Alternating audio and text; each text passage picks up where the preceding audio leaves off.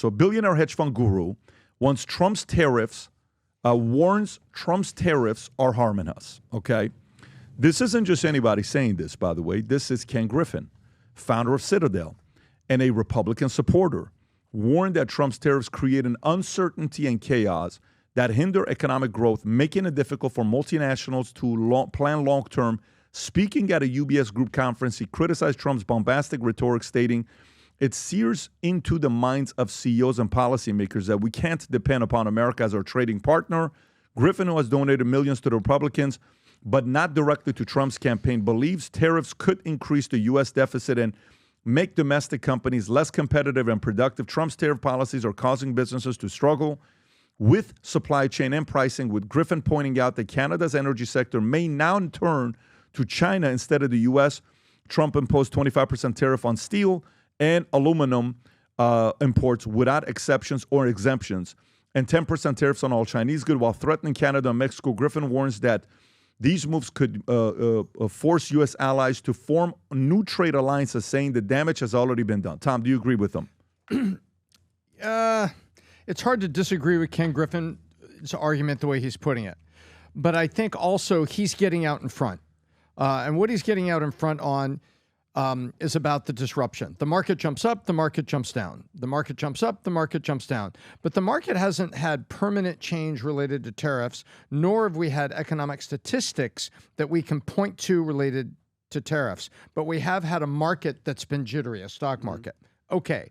Well, he's saying that's uncertainty and chaos. Okay, Ken's right. And he says, planning for long term. What does a hedge fund manager want? A long-term predictable market so they can make their hedge bets. So he's in the business of doing that. So you could translate it this way. Hey, my business needs a little bit of stability and long-term point of view. That helps me run my business. My business is pretty effing big, and I touch a lot of this economy. So I would imagine you all want me to have a long view and some predictability. That's part one. And then part two, along with the long run and predictability, what Griffin is saying is, hey, you don't want any of this temporary stuff to cause someone to make a spontaneous decision about a trade partner. You don't want them to think, oh gosh, this stuff's going to be bouncing around for a while. They're going to make different decisions. What he's really saying there, I don't think he's being completely altruistic about the United States. I think what he's saying there, hey, I'm making hedge bets and I know who the bets I make, who they're depending on for suppliers. I know who they're depending on for partners.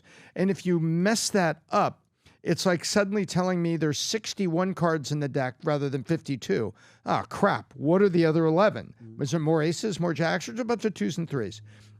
I think that's what it is. So I don't disagree with Ken Griffin at the core. However, I think when you break it down, what he's really saying is that in the short run, you're bumping things up and you're saying a bunch of things. I don't want people to make long-run decisions based on short-run chaos, but I think deep inside, Ken Griffin knows what's going on here. He knows exactly that these are tactics, not taxes for the long term, but he doesn't want people to make short-term decisions that affect him. Adam. I think Ken Griffin's sort of spot on, and we're all rooting for Trump. We all want the best for the country. We all want to know what's going on, but it's almost like the yin-yang theory. What goes up must goes down. Everything's interdependent. So if you're going to do things, and from a negotiation standpoint, to throw off foreign governments, whether it's China, whether it's Canada, whether it's Mexico, withdrawing from the Paris Climate Accords, or withdrawing from WHO, everything you're doing with tariffs, you're going to create uncertainty for foreign governments. That's great. But you're also going to create uncertainty for domestic corporations and consumer sentiment.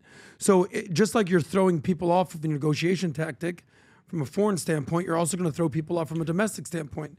So like Tom said, the markets like certainty and they like predictability. There's something called the VIX, right? The volatility index, which basically shows like how crazy is the world going right now? Is the world certain? Is the world uncertain? We know about the fear-greed index. But while you're negotiating with these foreign governments and over tariffs, there's a lot of domestic corporations and companies that are like, all right, well, we don't know what to do, because they need to price in future risks and price in future tariffs, and they're not necessarily sure what to do.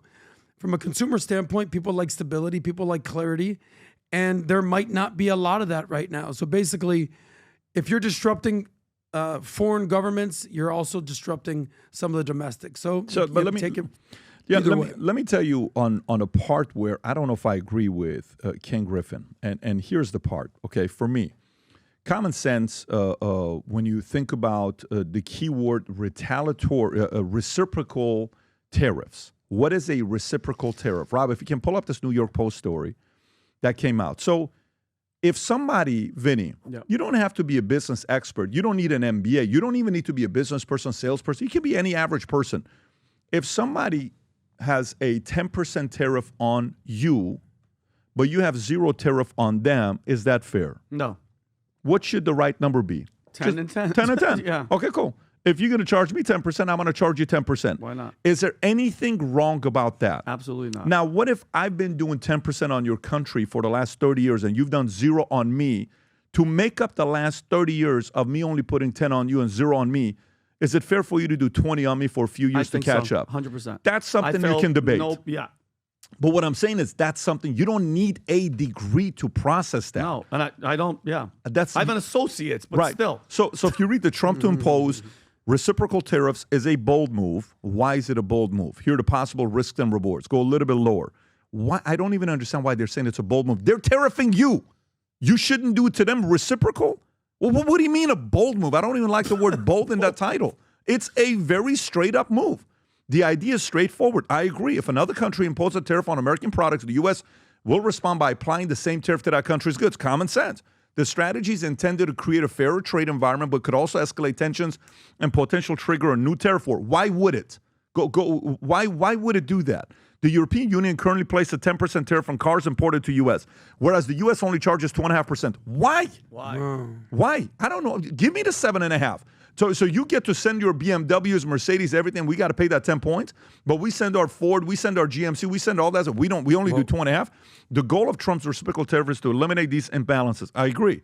So I'll be announcing, by the way, what if Europe eliminates the 10%, brings it to 0? Different kind of a conversation. I'll be announcing that next week on reciprocal trade so that we're treated evenly with other countries. We don't want any more or any less, Trump told reporters in Oval Office. Fair, I agree.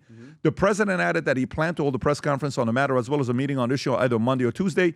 Trump's indicated on Friday that reciprocal tariffs might replace the proposed 10 or 20% universal import duties. That was a key part of his economic, by the way, people should be happy about that because 10 or 20 means what? It's blanket. Reciprocal is not blanket. You know what reciprocal is?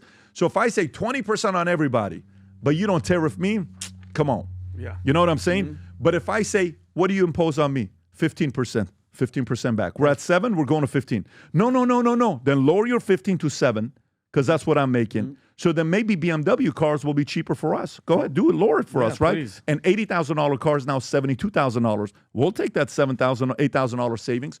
So he stated that he was leaning towards implementing mostly reciprocal tariffs rather than broad import duties. Trump announced on Sunday that he is set to implement a universal 25% tariff on all imports of steel and aluminum. That's all great. Tom, go for it. You know what I think? I think there's also something here people forget about. For those of you that went through it, do you remember the day that you had to stop spending on your credit card? You were up at your limit. Yep. And you had to stop. It's painful because now you were living a lifestyle, you were spending on things, you were doing things, you had to stop. The day you said you're going to stop drinking, your body is reacting. That's hard. That's physical. What Pat was talking about is things have been going on for years, even decades, and now they have to stop. If anybody thought this was going to be a painless procedure here, you're not. You've had a pain in your side for a while, You finally go to the doctor. A doctor says, you know what? I'm detecting a tumor here in your abdomen. We got to give you chemotherapy. We got to take the tumor out. You're going to go bald. It's going to be painful. That's the price you got to pay for the correction. And right now, what people need to understand, and you don't need a college degree, we have been manipulated in so many ways by other countries with their products. And we're saying it's stopping now. But the process to change it is not easy. You got to negotiate with these people. And if they won't negotiate, you say, here comes my tariff. This is what I'm going to do. get ready. I'm going to be reciprocal with you. The other side screams loudest when you hit the target. And that's exactly what Trump is doing right now. He's hitting the target.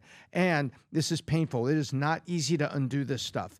So you have to remember, America, you had cancer. You had import-export cancer. You didn't know it.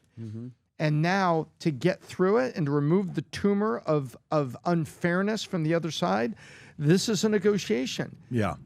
Rob, can you check to see which countries tariff U.S. the most? Let me give you an idea of what happened yesterday. I'm talking to a business owner who's in a construction space in Western Australia. One of the clients we consult for at Bay David Consulting. You can go to baydavid.com to learn more.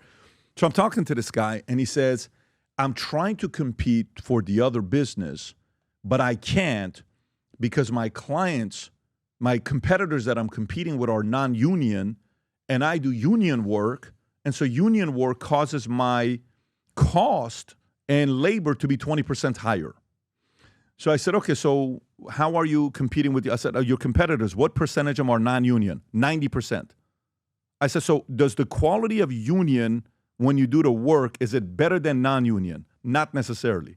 So why are you union? And so he says, so let's just say somebody places a job that's $400,000 and you're non-union, I have to charge what? $480, because I'm what? Hiring union. And union has stipulations. If somebody works after 8 hours on the 9th hour, 25% increase on the 10th hour, another 25% on the 11th hour, another 25%. So a person making $30 an hour in the 8th hour, for example, is $37.50. Okay, on the 10th hour, it's $45. On the, you understand what happens. Eventually, on the 12th hour, you're making $60 an hour. Yeah. So guys, like, construction, sometimes we work late. What do I do with this? I said, well, as a client, I'm almost always going to go non-union. Why would I pay that additional 20 points? So how do you compete? So what's the point? So what's going to happen on some of these items that tariffs are put on and prices on those items go up, it may cause Americans to buy more Ford. It may cause Americans to buy more GM. It may cause Americans to buy more Chrysler. It may even cause some of these guys who are Mercedes and BMW to produce their cars here, and those cars may be cheaper than the ones that they're shipping to us from Europe. It may cause that. But to get to that, it's 2 years of a lot of pain. And here's my concern. Here's my concern why they have to move so quickly. Because if they drive tariffs as hard as they do, and within a year and a half, it doesn't produce the results that they want, and the offset of lowering taxes doesn't make Americans happy enough, it will be a bloodbath in 2 years at midterms. Let me say that one more time. If we have to do this, I'm convinced we have to go this route, but I think we need 4 years for this to work. I don't know if it's going to happen in 18 months. If they go this route and you go like this on the knob with tariffs, right? You have to go like this on taxes and regulation to offset each other. I don't know if you understand what I'm saying. So if I go tariff like this, taxes like this, dude, okay, you're choking, right? But if I go like this too much, it's also too loosey-goosey. You spoil everybody's 0% interest rate, so it's a lot of fake success. You don't want that. I think it's got to go like this. You go tariffs higher, you lower taxes regulation, so this place is a little bit loose, money's being reinvested, IPO market goes a little bit higher, guys are starting to put $5 billion, $1 billion, $500,000 into new business being started, and then all of a sudden these guys are going to be like, oh shit, we just threatened the U.S., and they're realizing they don't need us anymore. Hey, we were kidding, but they have to do it fast before midterms. If after midterms they take control, now you got a gridlock, now nothing's going to get done in the last 2 years, it's really only a two-year term. That's my concern. So I don't know. We'll see what's going to happen. Speed will be critical. That's why this is called the year of surprises. And the 3 words in 2025 are speed, product, signal. Speed, product, signal. That's the key. Pat, I think you just taught me something, and I think you just taught the audience something. So, Trump is basically DJing the economy right now. So you got the treble and you got the bass right here. So he's basically saying, hey, America, get ready. Things are going to cost a little bit more.